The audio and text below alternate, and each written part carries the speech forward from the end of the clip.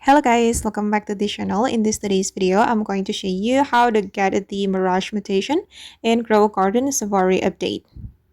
Okay, to get the Mirage Mutation, guys, you can join the event weather. For example, the Safari Hunt. This event can give you the Mirage Mutation and also the Arid Mutation.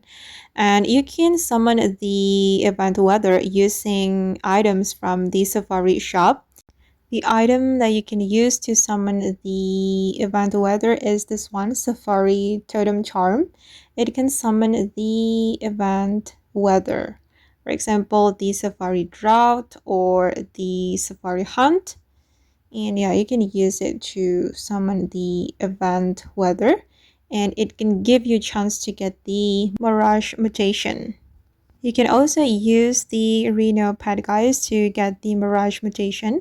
You can get the Reno pet from hatching Zari egg, and you will have 8.5% possibility to get Reno pet. Okay guys, and that's all the way to get the Mirage Mutation in Grow a Garden Safari update. I hope this video will be useful for you guys. Thank you so much for watching. And if you found this tutorial useful, don't forget to like, comment, share, and also subscribe to this channel. Bye!